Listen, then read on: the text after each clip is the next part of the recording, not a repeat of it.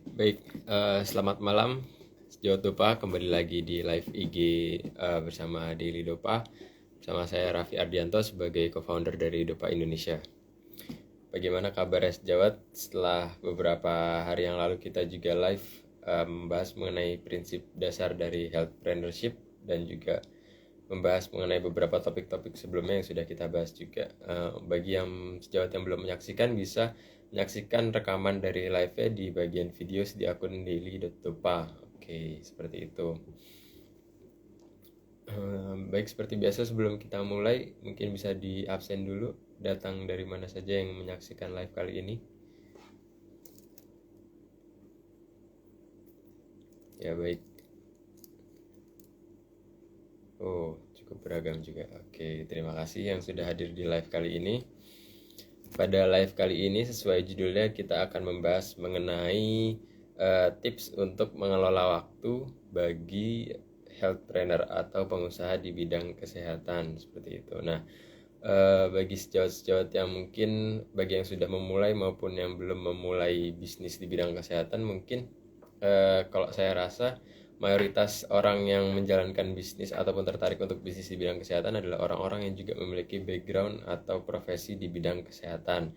Nah, kita tahu sendiri memang mayoritas untuk yang berprofesi sebagai tenaga kesehatan juga kalau bekerja secara klinis itu waktunya mungkin cukup padat karena jadwal untuk praktek di rumah sakit pun juga shiftnya juga lumayan panjang seperti itu. Jadi itulah kenapa kali ini kita akan membahas mengenai gimana sih tips untuk mengelola waktu untuk sejawat-sejawat yang mau dan juga sudah memulai bisnis di bidang kesehatan seperti itu. Supaya apa? Supaya waktunya itu bisa efektif, bisa dimanfaatkan sebaik mungkin sehingga tidak sia-sia untuk mengembangkan bisnisnya gitu. Jadi daripada mengembangkan bisnisnya setengah-setengah, tidak total, cuma karena waktunya nggak bisa dimanfaatkan dengan baik, jadinya malah bisnisnya itu asal jalan aja, nggak bisa di manage dan nggak bisa dikembangkan dengan baik, kan jadinya ruginya semakin panjang gitu. Sedangkan kalau di awal mau mengeluangkan waktu dengan banyak untuk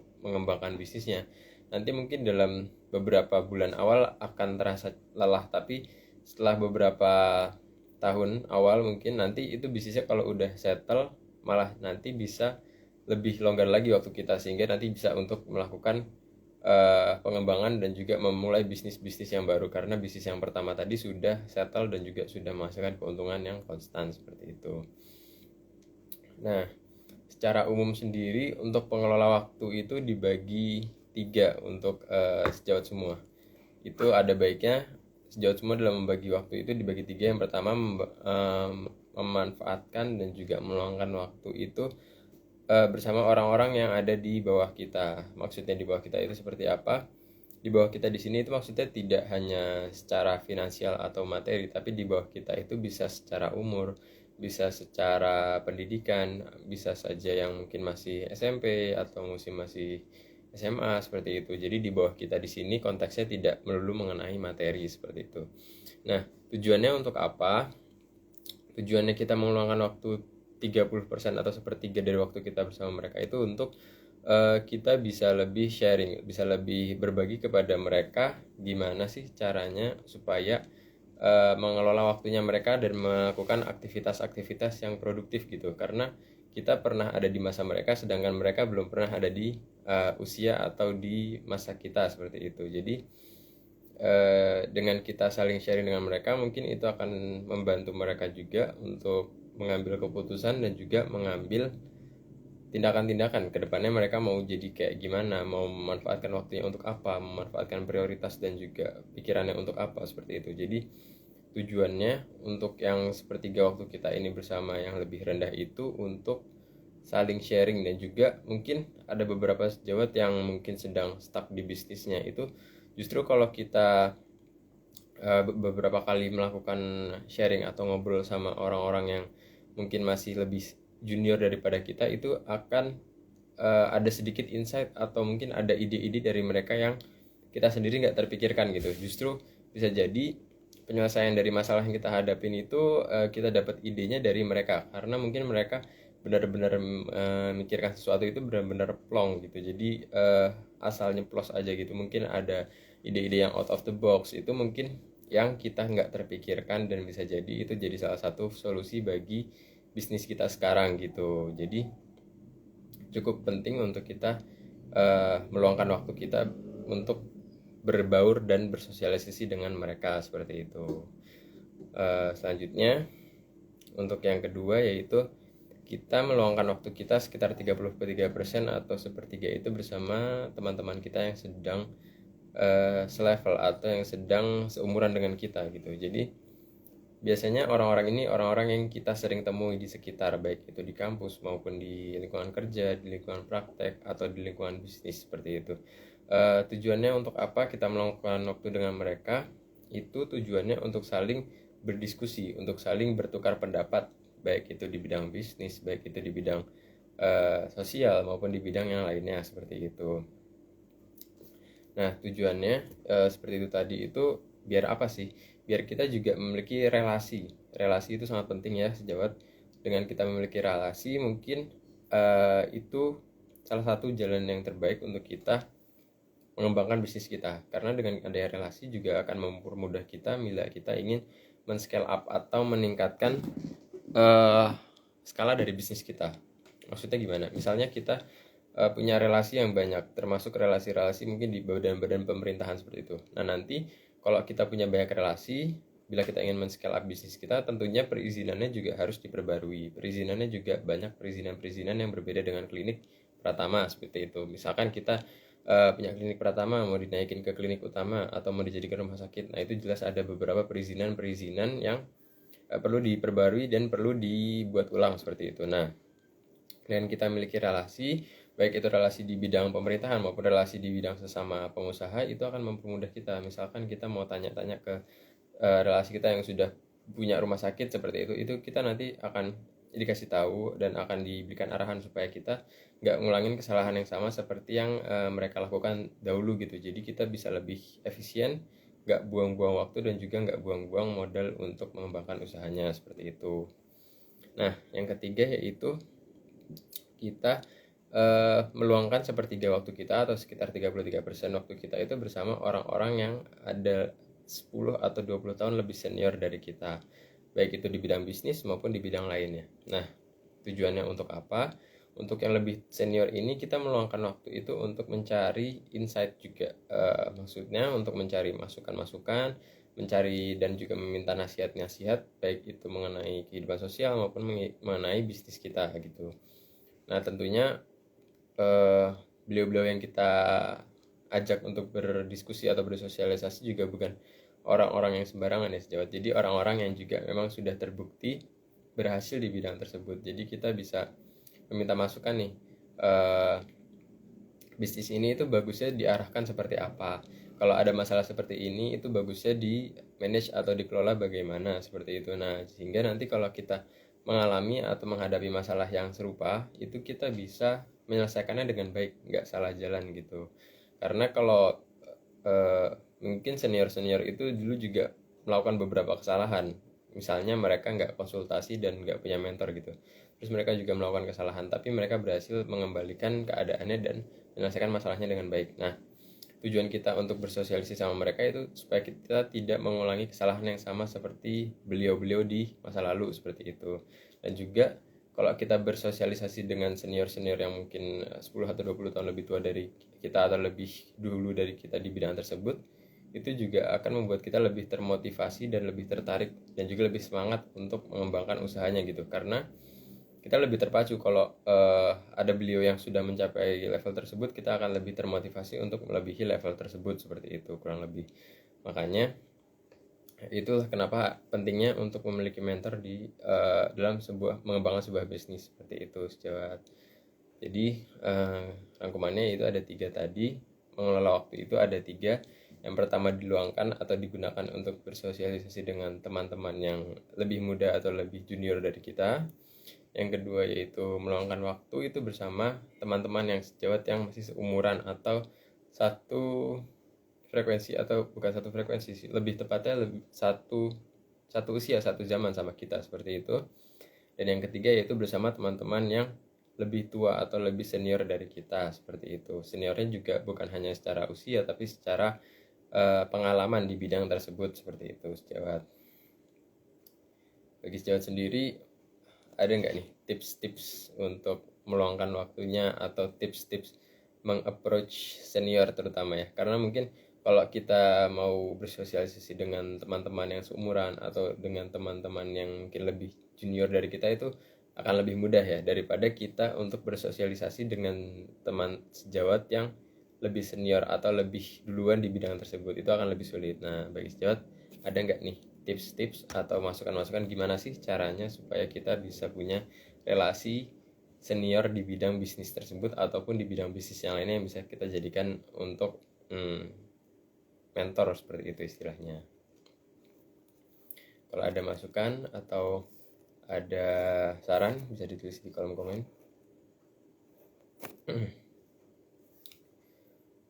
Terus juga beberapa sejawat yang nge-DM itu pernah juga nanyain tentang gimana sih rutinitas harian yang baik supaya waktunya itu bisa dimanfaatkan dengan baik gitu. Sebenarnya untuk rutinitas harian itu nggak bisa saklek ya, karena tiap orang juga prioritasnya beda-beda. Prioritas tiap individu itu tujuannya juga beda-beda. Ada yang fokusnya ke pendidikan, ada yang sudah fokus berbisnis, ada yang fokusnya juga masih berpraktek secara klinis gitu. Jadi ya sebenarnya nggak bisa disamaratakan gitu antara mengalokasikan waktu antara sejawat yang satu dengan sejawat yang lainnya, seperti itu. Namun kalau bisa dirangkum atau bisa disederhanakan, sebenarnya ada beberapa tips supaya waktunya itu bisa dimanfaatkan dengan baik gitu. Nah, ini lebih ke tips, bukan lebih ke arah pengalokasian. Kalau yang tadi kan lebih ke pengalokasian waktunya ya, yang sepertiga buat apa, sepertiga apa, sepertiga apa. Tapi kalau yang sekarang lebih ke tips untuk mengelola waktunya. Jadi sejawat itu meskipun memiliki rutinitas yang berbeda, memiliki kesibukan dan juga prioritas yang berbeda, tapi tips ini tetap bisa diterapkan dengan rutinitas yang berbeda antar sejawat. Jadi tetap bisa memanfaatkan tips-tips berikut tanpa terpaku durasi ataupun kegiatan dari sejawat-sejawat semua, seperti itu. Nah, yang tips yang pertama yaitu bangun pagi. Nah, kalau ada yang bilang kalau bangun siang itu rezekinya dipatok ayam gitu, kalau itu zaman dulu ya intinya. Nah, itu sebenarnya kalau kita bangun pagi itu pikirannya lebih fresh, dan itu akan sangat baik kalau kita bangun pagi itu untuk brainstorming atau untuk menyusun agenda hari itu, targetnya ingin ngapain, yang ingin dicapai apa, itu yang disusun pada pagi hari. Karena biasanya kalau pagi hari itu pikirannya masih tenang, jadi bisa dipakai untuk mikir itu nggak terlalu lama, tapi bisa mendapatkan suatu hasil pikiran yang efektif, seperti itu. Jadi bangun pagi untuk melakukan brainstorming mengenai hari itu targetnya mau melakukan apa dan tujuannya untuk mendapatkan apa, seperti itu. Terus untuk tips yang kedua yaitu mengurangi gadget. Nah, di sini harus ditekankan lagi gadget di sini yaitu mengurangi pemakaian gadget untuk kebutuhan entertainment ya. Karena di era yang digital seperti ini, gadget itu juga ada orang menggunakan gadget sampai berjam-jam itu karena emang kebutuhan pekerjaan atau tuntutan kebutuhan, seperti itu. Jadi di sini harus dibatasi dulu bahwa pengurangan gadget di sini adalah pengurangan gadget untuk kebutuhan entertainment. Sedangkan untuk kebutuhan pekerjaan ataupun kebutuhan marketing, misalnya sejawat ada yang masih merintis bisnisnya dari awal sehingga semua bidangnya itu masih ditangani sendiri. Terus sejawat juga marketingnya melalui sosial media diakses melalui gadget. Nah, jangan ditelan mentah-mentah kalau membatasi penggunaan gadget di sini, artinya sejawat nggak boleh untuk marketing bisnis sejawat melalui gadget karena dibatasi penggunaannya. Nggak seperti itu. Jadi di sini mengurangi penggunaan itu maksudnya mengurangi penggunaan untuk kebutuhan entertainment saja, sedangkan untuk kebutuhan pekerjaan ataupun kebutuhan komunikasi dengan partner ataupun dengan mitra-mitra yang lain juga masih tetap sesuai kebutuhan seperti itu. Jangan terus karena mengurangi kebutuhan karena untuk gadget jadinya slow respon atau jadinya susah dikontak seperti itu kurang tepat seperti itu. Terus yang ketiga yaitu belajar untuk delegasi. Nah, bagi sejawat yang sudah mulai berkembang bisnisnya, saya yakin udah ada yang merekrut karyawan ataupun merekrut staff yang memang tugasnya untuk memanage atau tugasnya itu memang untuk sebagai supervisor gitu. Nah, dengan kita mendelegasikan tugas itu akan lebih mudah bagi kita mengontrolnya. Misalnya di bidang produksi atau di bidang operasional, sejawat sudah merekrut seorang manajer operasional. Nah, dengan adanya manajer operasional itu semua hal-hal yang detail atau bersifat teknis akan diselesaikan sampai level manajer operasional saja, sehingga tidak perlu lapor sampai ke sejawat sebagai ownernya seperti itu. Misalnya bagian manajer operasional, terus bagian marketing juga melakukan campaign iklan lalu modalnya kurang atau iklannya boncos seperti itu, hal-hal teknis seperti itu seharusnya hanya ditangani oleh sampai ke level manajer operasional saja, sehingga sejawat tidak perlu ikut pusing memikirkan gimana cara memperbaikinya. Misalnya juga bagi staff marketing, lalu pas lagi melakukan iklan melalui Facebook lalu akun Facebooknya ke-banned. Nah, itu juga solusinya hanya perlu ditangani dari level manajer operasional saja, tidak perlu sampai ke sejawat sebagai ownernya. Nah, nanti fungsinya sejawat di bisnis yaitu bukan turun tangan langsung ke semua bidang, namun hanya melakukan evaluasi dari tiap manajer-manajer di divisi tersebut. Tujuannya untuk apa? Tujuannya untuk melihat apakah sudah mencapai target atau goals yang ditentukan bersama. Lalu misalkan belum mencapai target, apa yang menjadi penyebab belum mencapai target tersebut, dan bagaimana cara untuk mengatasi masalahnya tersebut supaya tetap bisa mencapai targetnya tersebut. Nah, itulah tujuannya rekrut manajer-manajer per divisi tersebut untuk kita fungsi tugas delegasi seperti itu. Terus untuk tips yang keempat, ini sekitar ada 10 tips ya, sejauh tadi sudah 3, sekarang yang keempat yaitu jangan multitasking. Nah, beberapa sejauh di sini mungkin masih terbiasa melakukan sesuatu juga yang multitasking karena mau menghemat waktu, karena mau buru-buru, karena mau cepet, nggak mau nunggu atau fokus ke satu hal aja. Padahal dengan kita multitasking itu sebenarnya justru akan lebih lama untuk menyelesaikan kegiatan kalau kita emang nggak terbiasa melakukan multitasking. Jadi misalnya sejawat lagi bikin strategi marketing, tapi juga di sisi lain sejawat lagi menghubungi atau mengkontak calon mitra usaha sejawat. Nah, atau sedang menghubungi calon distributor atau calon supplier sejawat. Nah, itu gak bakal bisa sinkron. Jadi di satu sisi sejawat harus mikir gimana cara marketing yang baik, tapi di satu sisi sejawat juga sambil chatan atau sambil teleponan dengan calon-calon supplier atau marketing tersebut. Nah, itu akan membuat sejawat jadi tidak efisien kerjanya dan akan justru membuat waktunya terbuang lebih lama dibandingkan sejawat mengclearkan dulu masalah supplier atau masalah distributor tersebut lewat baik itu lewat telepon maupun lewat chat maupun ketemu secara langsung pun. Kalau itu emang bisa diselesaikan secara cepat, nanti setelah itu baru sejawat fokus memikirkan untuk marketingnya seperti itu. Jadi jangan untuk alasan efisiensi waktu malah sejawat melakukan multitasking, padahal sebenarnya dengan multitasking yang tidak baik itu akan membuat waktu sejawat terbuang lebih lama lagi seperti itu, dan tidak akan efisien juga hasilnya karena pikiran sejawat terbagi dua dan tidak fokus memecahkan untuk satu masalah seperti itu. Terus untuk yang kelima yaitu membuat jadwal bekerja atau timeline. Nah, ini timeline ini yang disusun di awal pagi tadi. Yang tadi kan tips yang pertama yaitu bangun pagi. Nah, di bangun pagi tersebut sejawat menyusun timeline ini. Nah, timeline ini juga bisa dibuat lebih detail untuk alokasi waktunya. Tujuannya apa? Tujuannya supaya menghindari adanya multitasking itu tadi.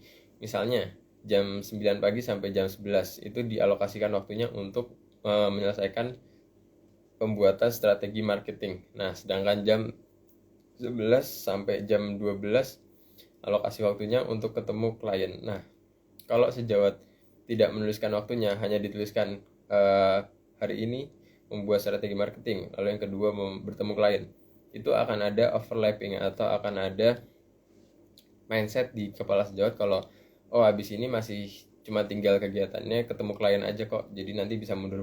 Nah jadinya apa kalau kayak gitu? Kalau kayak gitu efeknya nanti sejawat lebih menyepelekan tugasnya dan tidak tepat waktu, dan nanti efeknya sejawat akan terbiasa untuk melakukan sesuatu itu mundur gitu, enggak yang sesuatu dilakukan itu berdasarkan alokasi waktunya, dan itu akan berdampak kurang baik dan juga berefek kurang baik kalau nanti sejawat semakin sibuk kegiatannya, itu akan semakin molor nanti jadwal kegiatan sejawat semua seperti itu. Jadi dibuat timeline waktunya dibuat sedetail mungkin alokasi waktunya seperti itu, hingga waktu untuk break atau waktu untuk santai-santai pun juga perlu dituliskan kalau itu emang di siang hari, misalnya jam 12 sampai jam 1 untuk break dan makan siang, itu juga mungkin perlu dituliskan supaya tidak kebablasan. Sedangkan untuk waktu free time yang di malam hari itu mungkin tidak perlu dituliskan juga tidak apa-apa seperti itu.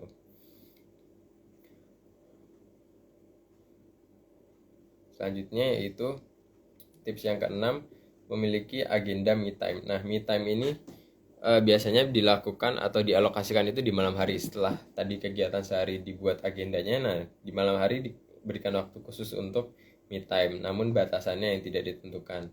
Nah, tujuan untuk me time ini apa? Ini tujuannya untuk merefresh pikiran sejawat. Karena ada penelitian yang bilang kalau manusia itu sehari nggak bisa terlalu banyak mengambil keputusan atau mengambil pemikiran itu secara efektif gitu. Makanya kita tahu beberapa tokoh-tokoh di luar sana itu kayak misalnya Mark Zuckerberg yang sebagai yang tokoh ikoniknya dari Facebook. Nah, beliau kan kalau pakai kemana-mana itu masih pakai kaos warna abu-abu terus ya, setahu saya kemana-mana. Nah, tujuannya untuk apa? Tujuannya karena memang manusia itu tidak didesain untuk memiliki kemampuan mengambil keputusan yang banyak dalam satu hari dengan tepat atau dengan efektif seperti itu. Tujuannya beliau itu kan supaya tiap pagi mau pergi itu cuma ya udah pakai kaos abu-abu aja gitu. Beda sama kita atau sama beberapa teman sejawat di sana, karena saya juga nggak tahu ya, kalau mungkin ada beberapa sejawat yang juga mengikuti tipsnya dari Mark Zuckerberg juga saya tidak tahu. Tapi kalau secara umum kita misal mau pergi gitu, pikir dulu nih mau pakai baju yang mana, mau datang ke acara seperti apa, jadi harus pikir pakaian atau kostumnya yang bagaimana. Nah, dari situ aja kita udah kehilangan satu kali kesempatan untuk mengambil keputusan yang baik gitu, atau mengambil keputusan yang efisien, padahal itu cuma hal milih baju aja. Sedangkan kalau itu kita hari itu nggak digunakan untuk memilih baju, sedangkan dipakai untuk memikirkan mengambil keputusan strategis, misalnya marketingnya mau offline atau online, nah itu lebih bermanfaat kalau kita bisa mengambil keputusan yang tepat di kesempatan yang tepat seperti itu. Makanya supaya kita punya pikiran yang segar, supaya kita punya tekanan pikiran yang tidak terlalu berlebih, supaya tidak terjadi burnout juga, sangat penting untuk mengambil me time di malam hari. Itu tujuannya juga untuk relaksasi dan di kemudian harinya bisa lebih fresh juga seperti itu. Selanjutnya membuat to-do list. Nah, to-do list ini kalau tadi di pagi itu bangun pagi membuat timeline, kalau to-do list ini lebih sifatnya poin-poin apa saja yang ingin sejawat lakukan di hari tersebut. Kalau yang tadi kan lebih ke berapa alokasi waktu yang ingin sejawat alokasikan untuk satu kegiatan. Nah, kalau to-do list ini lebih ke kegiatan apa saja yang ingin sejawat lakukan dan ingin sejawat capai atau tempuh di waktu tersebut. Tujuannya untuk apa? Karena mungkin kalau sejawat tipe orang yang gampang lupa, itu nanti kalau nggak dibuat to-do list bakalan lebih mudah untuk kelewat gitu. Misal harusnya, apalagi kalau janjian atau kegiatannya tersebut berlibatkan orang luar ya, misalnya sejawat janjian jam 10 sampai jam 12 itu ada agenda mengunjungi salah satu supplier produk sejawat gitu. Sedangkan jam 12 sampai jam 1 itu ada agenda untuk ketemu sama mitra atau vendor yang lainnya lagi. Misalkan sejawat nggak membuat to-do list, nanti setelah sejawat selesai kegiatan jam 12, bisa saja sejawat itu langsung mungkin break nyari makan atau lakukan aktivitas yang lain, dan nanti setelah jam 2 atau jam 3 baru keinget kalau seharusnya jam 12 tadi ketemu vendor lain. Nah itu sangat berbahaya, karena biasanya untuk mitra atau vendor-vendor lain itu kalau baru first impression itu mereka ngerasa dikecewakan, itu kedepannya akan sulit bagi kita untuk mengkontak atau meng-approach mereka lagi. Padahal kalau kita meng-approach mereka pasti kita ngerasa kalau mereka emang udah yang terbaik di bidang tersebut kan. Nah itu akan susah kalau kita kehilangan kontak atau trust dari mereka, seperti itu. Terus untuk yang kegiatan tipsnya selanjutnya yaitu belajar untuk bilang tidak. Maksudnya itu gimana? Belajar untuk bilang tidak itu maksudnya kita harus belajar untuk menolak ajakan kegiatan-kegiatan yang kurang produktif gitu. Mumpung masih sejawat ini di usia-usia produktif, maka manfaatkan kesempatannya juga untuk kegiatan-kegiatan yang produktif, seperti itu. Mungkin di sekitar sejawat ada yang mungkin emang udah memiliki bisnisnya itu turun temurun dari atasnya atau dari orang tuanya atau dari kakek neneknya, itu terus jadi di generasi mereka hanya tinggal menikmatinya saja, mungkin ada. Tapi kita harus belajar bilang tidak untuk ajakan-ajakan melakukan aktivitas-aktivitas yang tidak produktif gitu.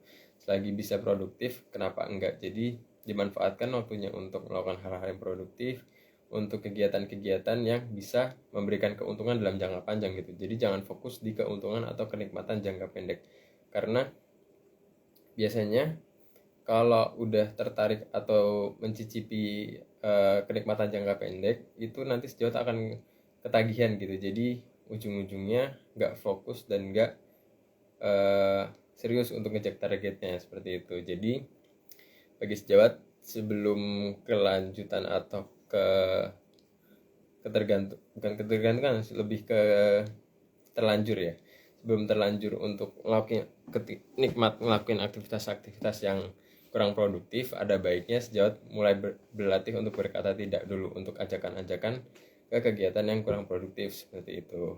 Mungkin di awal akan sedikit tidak enak dan akan sedikit ada tenggang rasa bagi rekan-rekan sejawat, tapi sering berjalannya waktu, lama-lama akan terbiasa untuk menolak ajakan-ajakan yang kurang produktif, dan mereka juga akan lama-lama menerima itu dan memahaminya, seperti itu.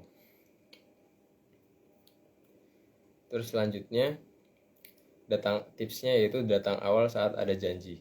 Nah ini sangat penting bagi sejawat yang baru pertama kali ketemu sama vendor atau sama supplier. Misalnya sejawat baru pertama kali ketemu sama calon supplier obat di klinik sejawat gitu, atau di toko apotek sejawat, seperti itu.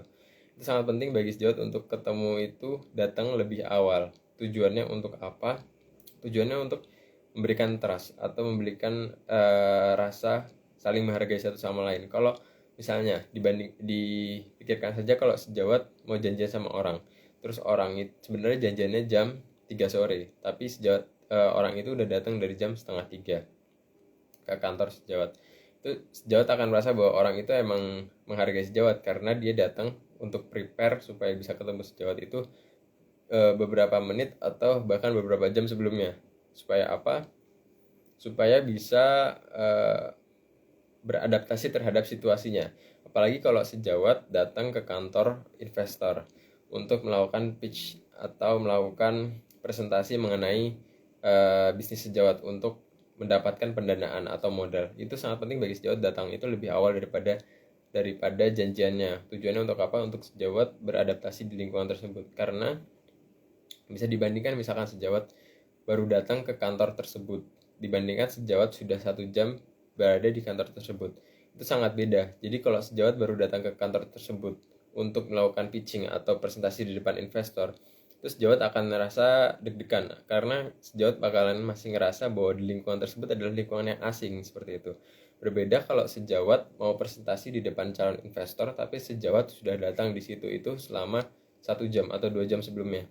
Di situ sejawat akan merasa kalau saya sudah di sini selama 1 jam atau 2 jam, saya sudah merasa nyaman di sini dan saya sudah ngerasa ini bukan wilayah yang asing bagi saya. Nah dengan begitu sejawat nanti akan lebih mudah dan lebih lancar juga dalam berpresentasi maupun melakukan penawaran-penawaran ke calon investor tersebut. Jadi tips yang ke-9 yaitu datang awal waktu saat ada janji, seperti itu. Baik itu janji dengan karyawan, meskipun dengan karyawan pun juga disarankan untuk datang itu awal waktu supaya menjadi contoh bagi karyawan juga kalau memang pemimpinnya itu memang tepat waktu, seperti itu. Terus yang terakhir yaitu investasi untuk membeli waktu. Nah, ada mungkin beberapa yang bilang kalau waktu itu nggak bisa dibeli ya. Kalau waktu diri kita sendiri emang nggak bisa dibeli, tapi kalau kita membeli waktunya orang lain untuk mengerjakan tugas atau mengerjakan sesuatu yang kita inginkan, itu kan bisa. Seperti kita merekrut karyawan atau staff. Nah, dengan kita merekrut karyawan atau kita merekrut staff, itu kan artinya kita membeli waktu mereka untuk bekerja di tempat kita, untuk mengerjakan sesuatu untuk kepentingan bisnis kita. Sehingga tips yang ke-10 yaitu membeli waktu, bukan waktu kita sendiri, tapi waktu dari orang lain untuk mengerjakan tugas-tugas yang menguntungkan bagi bisnis kita. Sehingga itu yang akan membuat kita lebih untung, dalam artian meskipun kita keluar dana untuk membayar karyawan tersebut, tapi dengan kita merekrut orang tersebut, nanti pekerjaan di bisnis kita akan lebih lancar dan keuntungannya justru meningkat berkali lipat. Dengan kita mendapat keuntungan yang berkali lipat tersebut, akan bisa membayar karyawan-karyawan yang lainnya dan membeli waktu yang lebih banyak lagi gitu sejawat.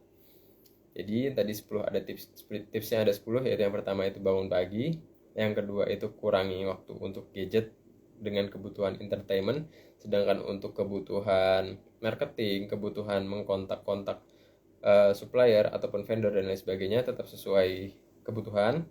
Yang ketiga yaitu belajar untuk delegasi. Delegasi di sini artinya memberikan tugas atau mempercayakan suatu tugas itu kepada karyawan. Yang keempat yaitu jangan multitasking. Yang kelima itu membuat jadwal waktu bekerja sehingga alokasi waktunya tepat dan tidak saling overlapping. Yang keenam itu punya agenda me time untuk merefresh pikirannya supaya besoknya bisa bekerja dan juga mengambil keputusan itu dengan baik. Yang ketujuh yaitu membuat to-do list. Yang ke-8 belajar untuk bilang tidak. Yang ke-9 itu datang awal waktu saat ada janjian. Dan yang ke-10 yaitu investasi untuk membeli waktu. Seperti itu sejawat. Bagi sejawat ada yang ingin ditanyakan? Ya, selamat datang klinik Dr. Gigi Femita dan juga Awira Tama yang baru bergabung. Mungkin ada ditanyakan bagi sejawat yang baru bergabung dan tidak mulai dari awal tadi. Terus juga ada tips sebenarnya. Kalau untuk sejawat yang mau membuat timeline maupun jadwal durasi kerja, itu juga ada beberapa aplikasi sebenarnya. Misalnya kalau yang simple aja di aplikasi kalender HP atau di aplikasi timer di HP, itu juga kan bawaan ya, itu bisa. Lalu ada juga namanya Google Calendar. Google Calendar itu justru lebih kompleks, artinya lebih lengkap. Di Google Calendar itu nanti sejawat bisa nge-share juga jadwal sejawat ke orang lain. Misalnya sejawat lagi membuka lowongan untuk menjadi seorang manajer operasional di bawahnya sejawat. Nah, nanti sejawat juga bisa men-share ketentuan di persyaratan lokernya, yaitu mengkontak sejawat pada saat jam kosong sesuai jadwal berikut. Nah, di bawahnya nanti sejawat bisa memberikan link dari Google Calendar sejawat. Nah, di Google Calendar itu bisa sejawat tuliskan hari ini sejawat itu kosongnya jam berapa aja. Nah, nanti si calon pelamar itu bakal ngekontak sejawat di jam tersebut. Jadi jadwalnya tersebut tidak hanya di-share untuk sejawat sendiri, tapi bisa di-share ke orang secara publik, seperti itu. Terus juga di luar itu ada aplikasi-aplikasi lain, saya rasa kayak di Google Play Store pasti banyak banget aplikasi untuk to-do list atau aplikasi-aplikasi schedule gitu. Bisa dipakai dan bisa di-download untuk kebutuhan sejawat sendiri supaya tidak kelewat, supaya tidak membuang-buang waktu, supaya bisa efisien juga dalam melaksanakan kegiatan sehari-hari dan mengambil keputusan setiap harinya, seperti itu. Karena semakin efektif sejawat memanfaatkan waktu, bakal juga semakin bermanfaat dan semakin berkembang dengan cepat juga klinik maupun bisnis-bisnis sejawat, baik itu bisnis klinik maupun bisnis apotek dan lain sebagainya, seperti itu. Oh ya, sebelum ditutup juga mau nginfoin aja, ada Zoom meeting gratis bagi sejawat yang ingin bergabung dengan pemateri itu Dr. Odi. Itu akan membahas mengenai step by step untuk memulai bisnis di bidang kesehatan, mulai dari modal yang nol sampai yang modal besar seperti itu. Untuk info lengkapnya bisa dilihat di Instagram dopa_Indonesia. Di situ di feednya sudah kami posting 3 iklannya. Nah, nanti sejauh tinggal ngechat ke WhatsApp adminnya di 0882 0036 12308. Nah, di situ nanti sejauh bisa ngechat dan tanya-tanya ke adminnya terkait Zoom tersebut. Atau mau join bareng teman-temannya juga boleh, nanti tinggal sharing satu sama lain untuk posternya seperti itu. Juga untuk mengingatkan lagi untuk Zoom-nya, secara rutin Zoom di akun ini akan dilakukan setiap hari Rabu dan juga Jumat jam 8 malam, sedangkan untuk yang di akun dopa_Indonesia itu dilakukan setiap hari Selasa dan juga Kamis jam 8 malam seperti itu. Sampai jumpa di Zoom berikutnya sampai jumpa di live IG berikutnya dengan topik-topik yang akan kami share nantinya di siang hari sebelum live-nya seperti itu. Sampai jumpa, selamat malam, terima kasih.